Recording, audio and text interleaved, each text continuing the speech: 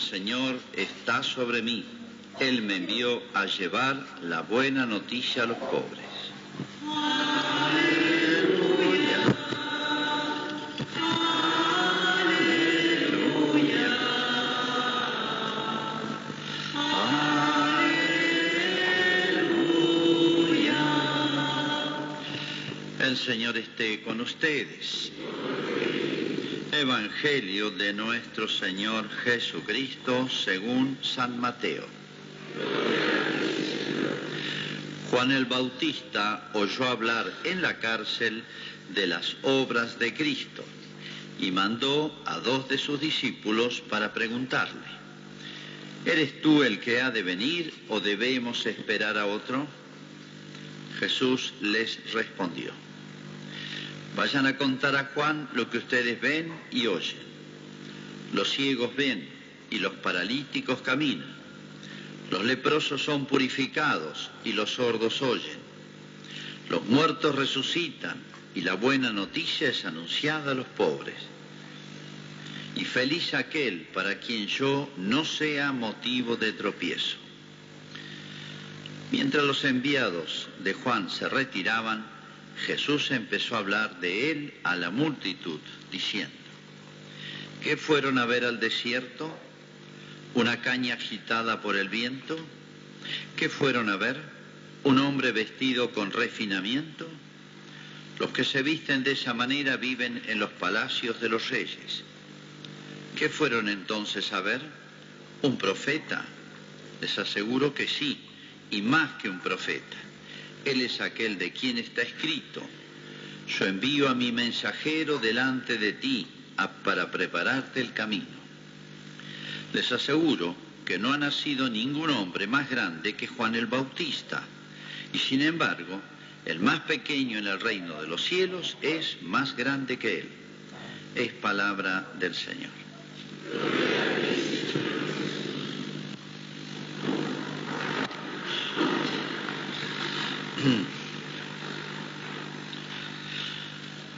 Hace unos meses estaba en un congreso y uno de los expositores era un chico peruanito, joven, no tendría 30 años. Había hecho una carrera en economía brillante, después creo que había estudiado en Estados Unidos, en Alemania, bueno, tenía no sé cuántos títulos, y él dice: desde la facultad, yo no sé, esas cosas que se dan en los jóvenes, a los jóvenes siempre le gustan las cosas novedosas, son esnovistas, Entonces siempre lo que va a contracorriente, lo que es nuevo, lo que es revolucionario, se engancha.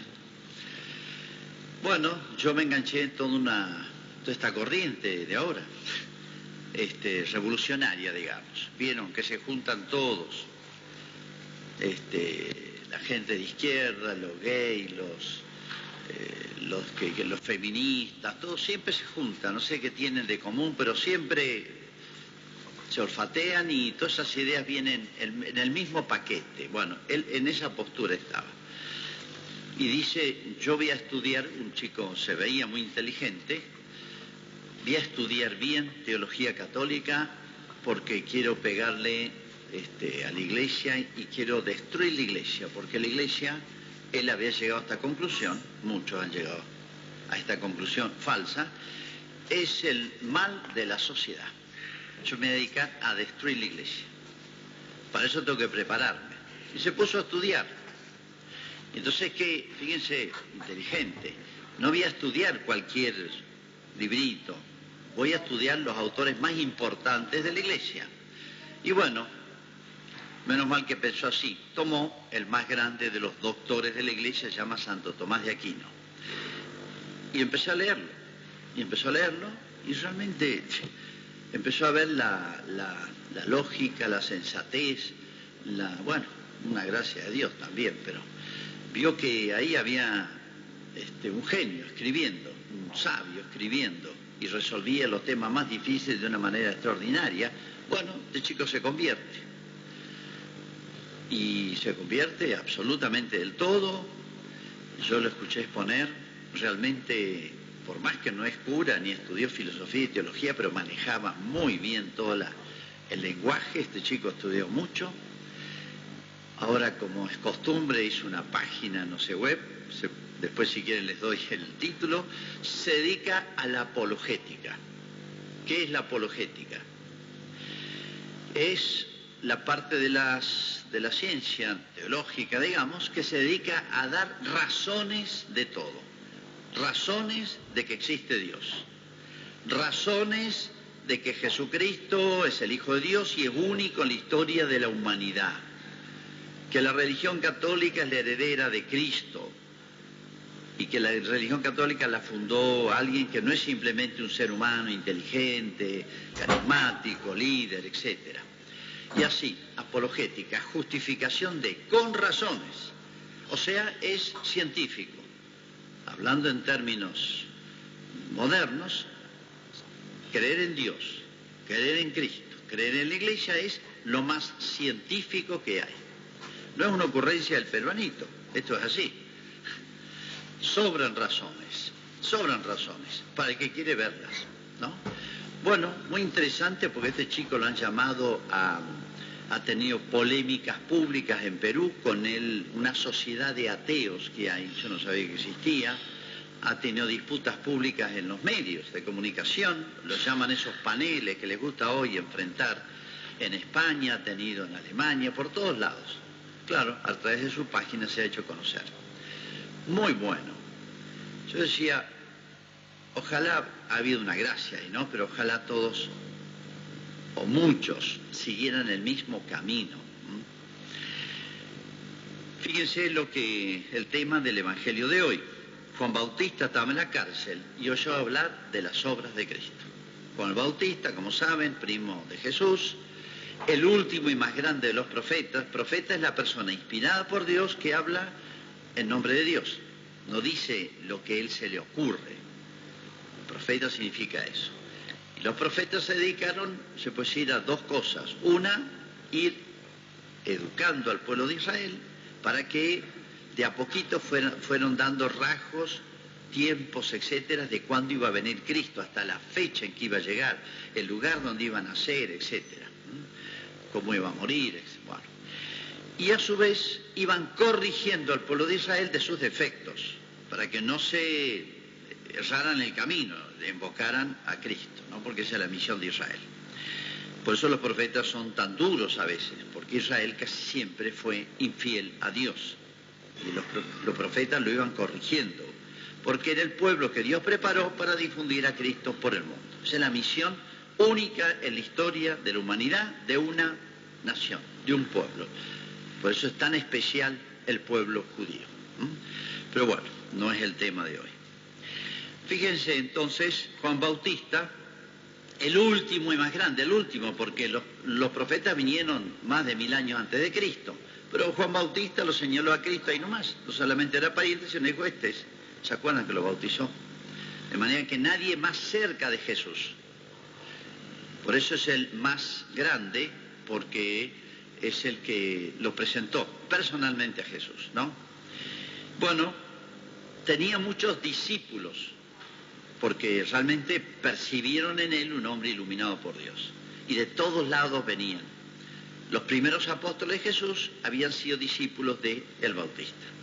El Bautista le dice, bueno, ahora síganlo a él y a mí, yo tengo que, famosa frase, es preciso que él crezca y que yo desaparezca. Bueno, poquito después Jesús empieza su vida pública. Las bodas de Caná es el comienzo, hizo un gran milagro y ahí arrancó. Y ahí empezó después a formar ese grupo especial con los que iba a fundar la iglesia, son los 12 apóstoles. ¿Qué pasó con el Bautista? Yo tengo que desaparecer. No sabemos qué fue en detalle de su vida, pero le reprocha a Herodes que se había quedado con la mujer de la hermana, le robó la esposa, y además era prima suya. Y entonces le reprocha en público eso porque era un pecado público. Herodes lo mete preso y se acuerdan, después le hace cortar la cabeza. Le ofreció, ¿se acuerda el precio del baile, ese famoso? Bueno, la mujer, esta compañera, concubina, no sé cómo llamarla, quedó con una rabia enorme y le pidió la cabeza de Juan el Bautista. Y bueno, él fue y le cortó la cabeza. Así terminó la vida. Por ahora estaba preso. Jesús ya hacía rato que había empezado a predicar. De manera que los discípulos del Bautista, que era admirable la personalidad de Juan Bautista, era realmente un hombre carismático, no se hablan milagros de él, sino no sé, esa cosa que tienen algunas personas, hablan con autoridad, digamos, moral.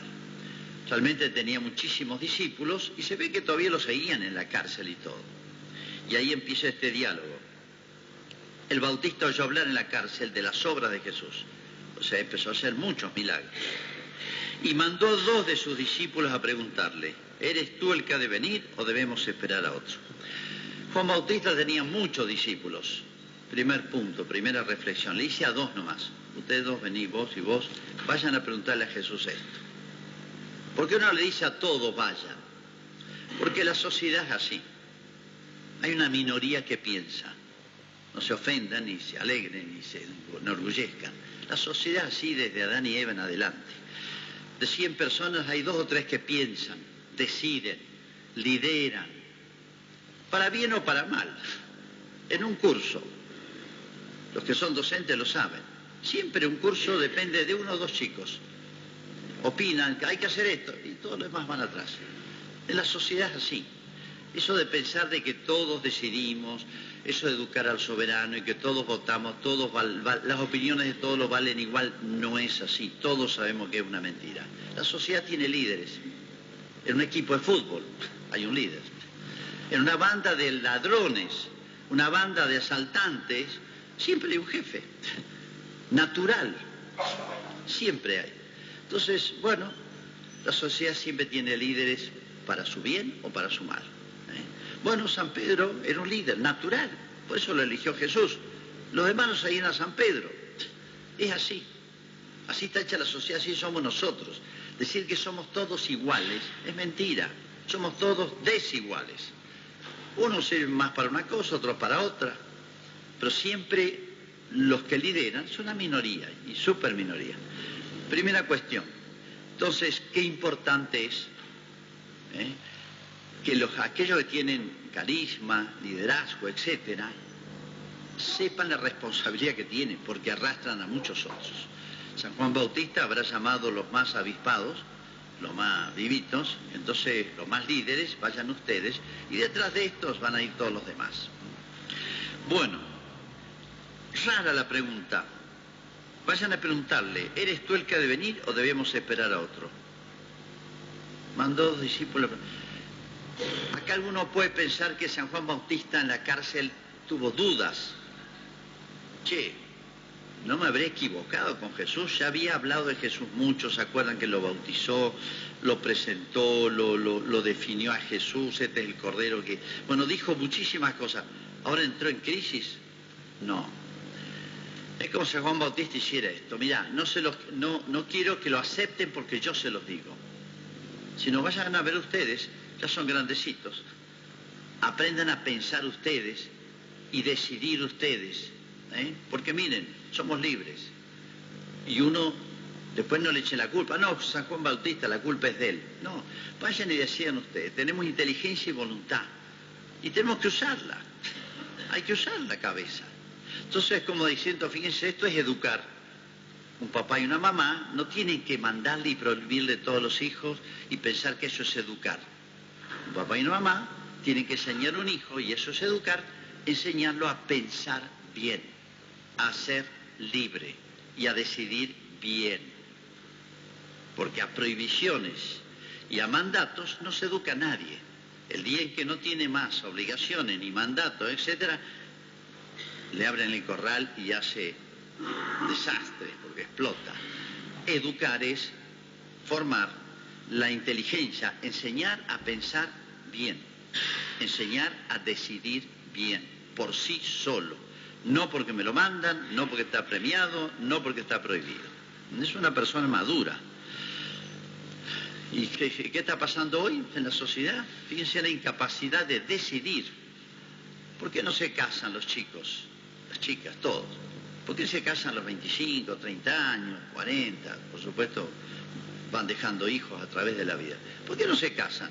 Pues no se animan a decidir. Tienen temor a las decisiones de por vida. Es inmadurez. Un tiempo en que se habla tanto de los adelantos del hombre, de los derechos del hombre, del hombre, está todo centrado en el hombre, resulta que nunca ha sido más inmaduro el ser humano que ahora. Los chicos, adolescentes y jóvenes no saben decidir, no saben pensar, son inseguros. Por eso se refugian en la droga, en el alcohol, etc. Es un mundo sin problemas, un mundo ficticio. Fíjense la fibra, por eso Cristo y San Juan Bautista, que trabajaron juntos, de alguna manera, él le preparó el camino. Fíjense, eligieron tipo de vigor, de fibra, de personalidad. Así nace la iglesia. Bueno, vayan a ver ustedes, y después ustedes decidan, según saquen las conclusiones ustedes mismos, aprendan a pensar. No piensen en una cosa, no decidan una cosa, pues yo se los digo. Aprendan a decidir por ustedes y bien. Bueno, van a Jesús. ¿Y qué le dice Jesús?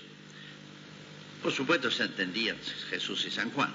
Vayan a contar a Juan lo que ustedes ven y oyen. Y le pone una lista de milagros que ya había hecho en cantidad. Los ciegos ven, los paralíticos caminan, los leprosos son purificados. O sea, milagros, hasta los muertos resucitan. Una lista de milagros. Y después, fíjense, otra cosa. Le dice a todos, porque todos escuchan todo este diálogo, ¿qué fueron a ver al desierto? San Juan Bautista predicaba en una especie de desierto que había ahí. Una caña agitada por el viento, o sea, una persona sin personalidad, que se deja llevar por eslogans. Miren, ¿saben cómo se forma hoy la cultura moderna? El modo de pensar de la gente. ¿No han escuchado decir los que hacen opinión? La prensa, los medios, los que hacen opinión. Con 3 frasecitas, con 3 eslogans, me hacen tomar decisiones terribles. Uno ve las chiquillas de segundo, tercer año del secundario con los pañuelos verdes. A ver, vení para acá. ¿Vos qué estás defendiendo? No, que no quiero que la maten las mujeres. ¿Vos sabés lo que significa el pañuelo verde? No tienen ni idea. Le dijeron 2 frases, les gusta todo lo revolucionario y ahí se engancharon. Creemos que somos muy libres, muy autónomos. Yo sé lo que está bien, yo sé lo que está mal. No. ¿Qué fueron a ver al desierto? ¿Una caña agitada por el viento? No, dice Jesús. Como diciendo, un tipo con una personalidad, con ideas claras, no me interesa la mayoría, me interesa lo que está bien, lo que es justo, lo que es verdadero. Un hombre vestido con refinamiento, un tipo dedicado a sí mismo, a pasarla bien, a disfrutar de la vida. Los que visten así viven en los palacios. O sea, lo definen 2 palabras, la personalidad extraordinaria, humana y yo diría y espiritual de San Juan Bautista. ¿Qué fueron a ver? Un profeta, sí, un profeta, y el más grande de los profetas. Entonces, fíjense, ¿qué responde Jesús ante esta embajada y ante la multitud que los rodeaba a Jesús? Y muchos eran discípulos del Bautista. ¿Qué contesta Jesús? Les doy 2 pruebas. Los milagros los hace solo Dios. Entonces yo hago milagros, saquen la conclusión.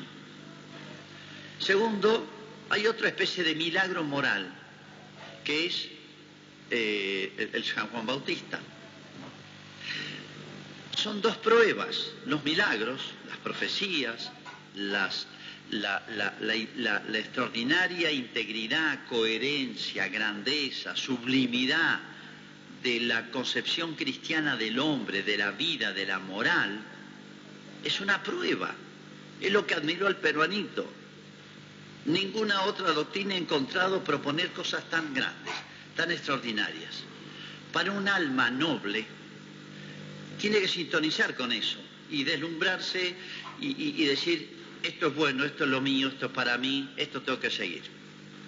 Como diciendo, ¿no se han dado cuenta que han tenido un tipo extraordinario? Es una prueba. Y esta prueba la da solamente la Iglesia. Fíjense que de la Iglesia siempre nos suelen pegar, aparece una falta de un cura, de un laico, etcétera, en todos los medios. aparecen defectos mucho más grandes de otros sectores, no voy a hacer una lista, muchísimo más graves. Es noticia, un día pasa. Del padre Grassi todavía lo nombran, hace 30 años. La mayoría de los cargos, los testigos dijeron que eran pagados para declarar. Quedó con un mínimo de acusación, no sé de qué, de los 17 cargos, creo que quedó con una, y fue, bueno, siguen llamando al padre Grassi. Pero han habido cientos de miles en nuestro país de casos muchísimo más graves, que yo conozco y hasta personalmente. No hay prensa, no hay nada. En otras palabras, de la iglesia siempre se sacan los pecados, pero no se sacan las grandezas, las cosas buenas, la santidad de la iglesia. Nosotros no decimos, yo soy modelo, el cura. Nosotros no decimos, todos los que vienen acá son los modelos. No, los modelos los llamamos los beatos, los santos, y los ponemos ahí. Tenemos miles del pasado y del presente. Y no es solamente la Madre Teresa, hay infinidad de casos. Yo tengo compañeros, sacerdotes, que están misionando en África, sabiendo que van a volver con enfermedades incurables. Y no van por la plata, no van porque se siente bien, no van porque lo sienten. Bueno, eso, ¿quién lo hace? Las hermanitas de la caridad acá han dejado sus países, son todas de países lejanos. Tendría que ser la admiración de todo Malargüe. No están preguntando ni por el choripán que les dan, ni un choripán les damos. Ni por el sueldo, ni por el cargo, ni porque van a hacer carrera, ni porque van una vez cada 10 años a visitar su familia. ¿Es admirable o no? ¿Lo vemos? Podemos tener cosas extraordinarias al lado nuestro y no verlas. No sabía explicar por qué lo dijo Jesús. Podemos tener personas extraordinarias al lado nuestro y no darnos cuenta. Es más, interpretarlo al revés. Ya pasó con Jesús. ¿Vieron la parábola de Lázaro? Y Epulón, el rico, se fue al infierno y dice, por lo menos manda a decirle a mis parientes que se porten bien para que no vengan acá. ¿Y qué le dice la parábola Jesús en parábolas? Miren, aunque resucite un muerto, si no aceptan la ley de Moisés, o sea, si no creen, no están bien dispuestos del alma, aunque les resucite un muerto, no se van a convertir. Entonces, el paso siguiente, ¿qué es lo que hace Jesús, que lo que te conoce a San Juan Bautista? Él le dice, mira, acá tienen las pruebas. 2 pruebas. Acá los milagros en cantidad. El milagro lo hace solo Dios. No hay que darle muchas vueltas. Este hombre habla en nombre de Dios. Y la otra prueba, en vivo. En vivo. San Juan Bautista. Realmente es una personalidad extraordinaria. O sea, un santo, una persona virtuosa, heroicamente virtuosa, es un argumento. Es un argumento en favor ¿de qué? De la moraleza y quién enseñó esta moral, de dónde viene. Cuando uno ve ciertos ideales de vida de hoy para nuestra juventud, y no juventud, grandes, que el ideal de vida es no trabajar, engancharse en estos grupos de avivados que, vieron, en este país la mitad trabaja y la otra mitad vive de los que trabajan. Esta es la Argentina, y todos con buenas razones, aparentes. Cuando uno ve los ideales de vida de nuestros jóvenes, uno dice, ¿esto les entusiasma o arrastran la vida? Si uno en la juventud o en cierta etapa de la vida no se entusiasma por lo grande, por lo noble, por lo bueno, realmente ha dejado de ser humano, no digo cristiano. Entonces Jesús le dice, mira, ahí están los ejemplos. Más no puedo hacer por ustedes. Dios no obliga a convertirse a nadie, ni obliga a nadie a irse al cielo. Pero les dice, te conviene esto. Fíjense el otro detalle. Dice, Jesús fueron entonces, dice, este es aquel de quien está escrito, yo miro a mi mensajero. Les aseguro que no ha nacido nadie más grande que Juan el Bautista. O sea, les dice, miren, es una persona extraordinaria, dense cuenta. Pero antes, ¿qué les había dicho cuando le dice los milagros que él hace? La buena noticia es anunciada a los pobres, y feliz aquel para quien no sea motivo de escándalo o tropiezo. Dos frasecitas importantes. La buena noticia, o sea, el Evangelio significa Cristo, el reino de los cielos, la vida eterna, todo lo que aprendemos en el catecismo, pero esencialmente es el reino de los cielos, o sea, que esta vida culmina en la eternidad. La buena noticia es anunciada a los pobres. Acá la palabra los pobres, en realidad habría que traducirla de otra manera. No es el pobre que no tiene nada, es a los humildes, a los que tienen bien dispuesto el corazón. En hebreo, los anawim. Los anawim son las personas sencillas de corazón.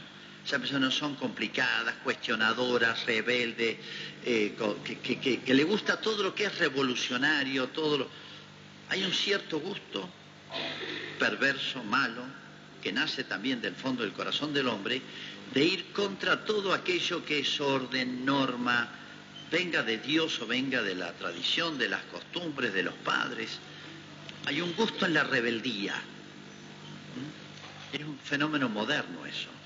Hay un gusto en la rebeldía, porque alimenta pasiones bajas que están en el hombre, se llaman las inclinaciones capitales. La envidia, la soberbia, la ira. Es muy fácil despertar envidia, soberbia, ira en la sociedad, odio. Es muy fácil despertar bajas pasiones. Lo que es difícil despertar virtudes, anhelos de cosas buenas. La buena noticia del Evangelio, en otras palabras, los milagros y la personalidad del Bautista, un milagro moral, son simplemente un signo, un dedo que indican a Dios, a Cristo. No es creer en los milagros, sino que los milagros es una prueba científica, digamos hoy. La personalidad del Bautista es una prueba científica de la que la moral cristiana engrandece y ennoblece al hombre. Esos son los santos. Feliz que se da cuenta de esto. Eso es lo que dice Jesús. La buena noticia es anunciado a la gente humilde, bien dispuesta. Y felices para quien no sea yo motivo de tropiezo. O sea, los milagros apuntan a Jesús. La grandeza del Bautista es un dedo que apunta a Jesús, a Dios. Feliz el que no sea, para quien yo no sea motivo de tropiezo, de escándalo. Y lo mismo vale para la Iglesia. Feliz, o sea, dichoso, miren, más que eso no puedo hacer. O sea, lo que más anhela el hombre desde el fondo del alma, y todos, es ser felices. Todos. Lo contrario es ser infeliz, triste, la tristeza, el dolor, la angustia, con todas las formas que tiene. El anhelo más profundo del hombre es ser feliz. Y Jesús le dice, miren, este es el camino para ser felices, lo que tanto anhela todo el hombre. ¿Quieren seguirlo? Son libres, son grandes, son maduros, decídanlo ustedes. Yo no se los voy a mandar, ni San Juan el Bautista. Es una decisión propia, pero es la decisión más trascendente que podemos hacer en la vida. Ojalá todos nuestros jóvenes, todas nuestras generaciones, en nuestras escuelas, en nuestros medios, en los discursos políticos. Hoy en estos días hemos escuchado tantos discursos políticos, hemos visto tantas cosas dignas de ser comentadas, pero no ahora. Y entonces Jesús es el único que tiene las garantías de que nos promete la felicidad y es algo real. Hagamos nuestra profesión de fe. Creo en Dios Padre Todopoderoso.